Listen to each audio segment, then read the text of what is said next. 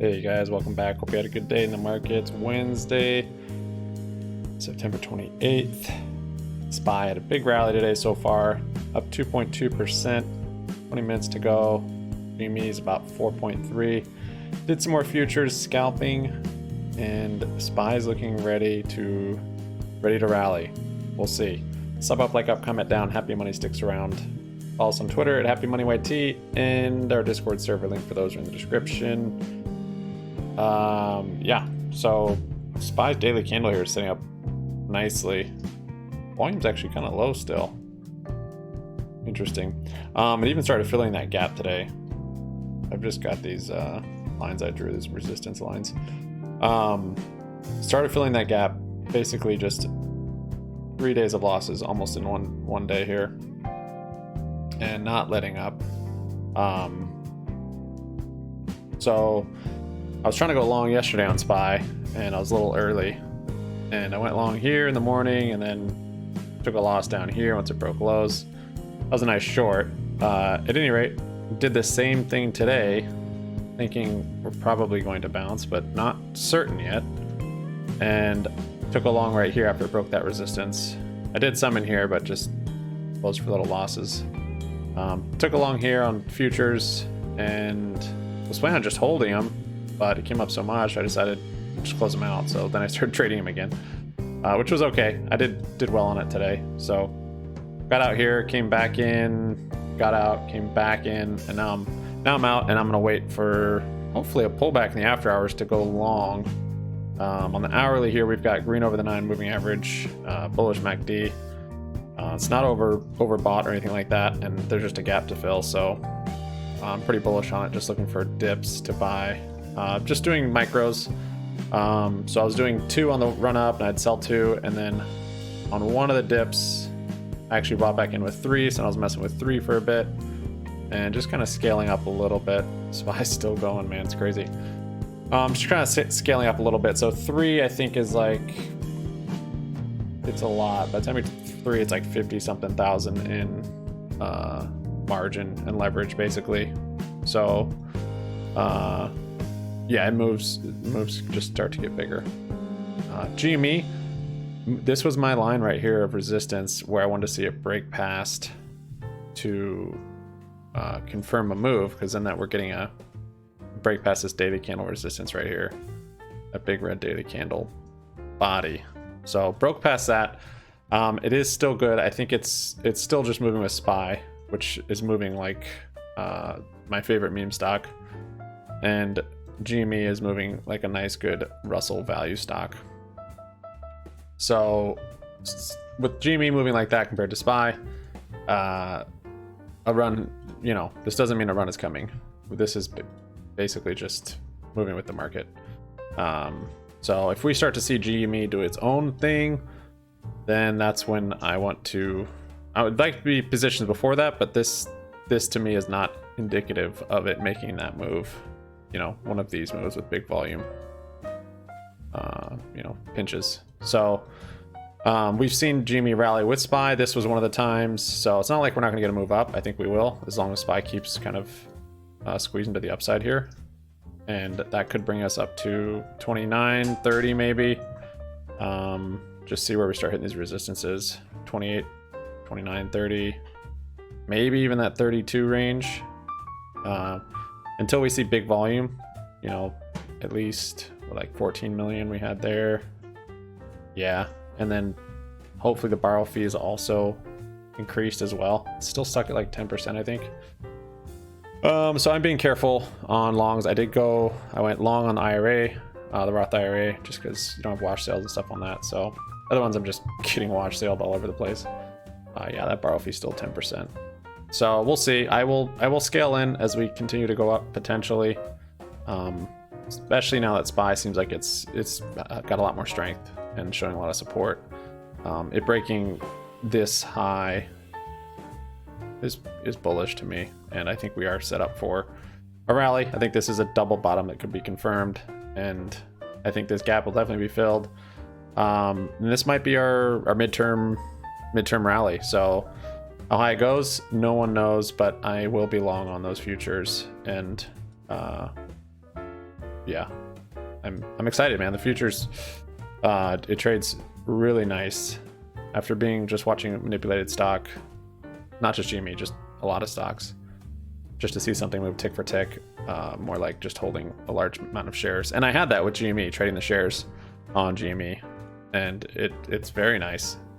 It's very nice. You can buy in when there's tons of volatility and when it's cruising, or sell when it's dumping, but you're getting that price. You're not getting crushed by IV either direction. So,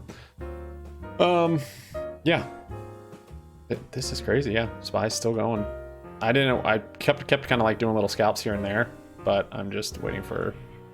It's like I've got enough today. I don't need to, because I think it could do a flush at some point here before close, but maybe in the after hours, maybe futures. I noticed, and I don't know if it's from Apple News, but the futures last night making big moves in the after hours. I don't know, like I know they make some moves, but after hours I could have done pretty well on it. And I did a little scalping, but mostly just lost. But I was waiting for a bigger move, which ended up happening after I was done scalping. So, is that after hours move? Where is it? Yeah, I think so. 5 minute, yeah, 9:28. 7. So here, this whole move was after hours. This big move down, and then this big rally up was pre-market. So big moves happen after hours, and it's almost like if you can just catch the momentum, which way it's going once it breaks a certain, support or resistance level.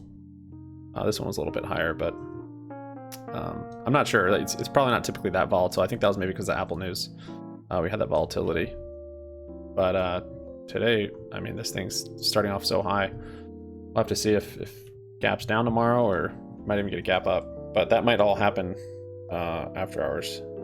So it could come down a lot, and then before market opens, gap back up. So thing is strong. GME strong, but again, very light volume today. Volume today I think is even less than yesterday by a pretty long shot. Yep, 2.1 million so far, and we've got like 13 minutes left. Yesterday was increasing volume, today decreasing. So yeah, just moving up with the overall market, I would say. AMC didn't make as big a move today either. BBBY, this thing's kind of weak today. Could be forming a bottom. We've got a tick up on the RSI. That's good on the daily, and pretty big green candle there with a tail on the bottom, which is good. A wick. Could be setting up a bottom. They do have earnings tomorrow after hours. Would like to see this thing rally for a bit, because I've got a lot still in BBBY. And those short puts, that is a significant amount of capital. More than I would care to have myself exposed to on BBY. So here it is. Got BBY 9 short puts still for October contracts. The GME 26 short puts for this Friday. Potentially I'll roll those up, or I'll just close them, maybe open switch to shares. I'm not going to catch the whole move clearly, but if we do start to see momentum, I think yeah, I'll just catch some of it, which I am fine with. Better to be late than wrong. SPY is actually squeezing. This is crazy. And then on this account, let's see. So short puts here on BBY as well. And then I closed those other GME shares 2 days ago. Or was that yesterday? No, it was 2 days ago. And haven't bought back in. Still kind of just waiting to see what's going on. But today is definitely building confidence, more with the SPY than just GME. Did buy RUM shares today. I kind of want this for the long term. Lots of bullish news coming out. Everything from Russell Brand, Elon Musk. With what YouTube is with censorship, I think there's definitely room in that space. I'm not sure if it'll be Rumble, but so far it is doing the most to attract new creators and ones that don't want to be censored. So I think there is room for it. We'll see. And then, yeah, NRGV actually ran today. NRGV right here. This one, I want this for the long term too, but it might be kind of a swing for now. Not sure, but I'd like to keep adding to these. They're not on my long term right now. They're on the trade. My long term's at Fidelity. And then here, let's see. So there's all the futures. And then, so I opened up a put credit spread on GME, which is a bullish play for end of week. 26.5, 27 put credit spread. So I like credit spreads. Here it is right here. So it's up 21%. Basically, this gives me capped gains of 286 and capped losses of 264. And we just need GME either where it's at or even all the way down to 27.01. It's at 27.01 by Friday. The play works. Anything over 21 or 27.01. So we'll see on that. Friday might be red just because scared market on Friday, but it might not be. We'll see how high we are before Friday to make that call. And then of course the share is still in here and stuff. Oh yeah, Sundial. Donner had a good point, and it was a good reminder.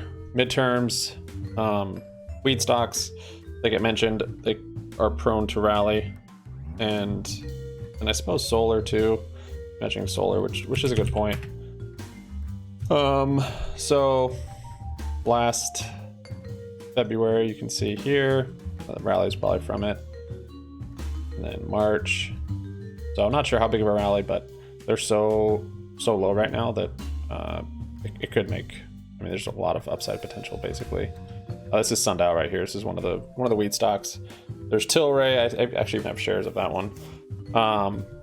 Does this have a divergence down here? No, it didn't have a divergence, but it does look like it's making a double bottom here. So I got November 18th, 3.5 calls on Sundial. So that'll cover midterms, which I think is the 8th. Yeah, so that should give me enough time. I guess it's not 18th. What is this? Oh, November 18th? Oh, that's September. Yeah, anyways. That's what I got for you guys. Thanks for watching. We'll see you on the cord. Yeah, that's right. Called it the cord. Peace out.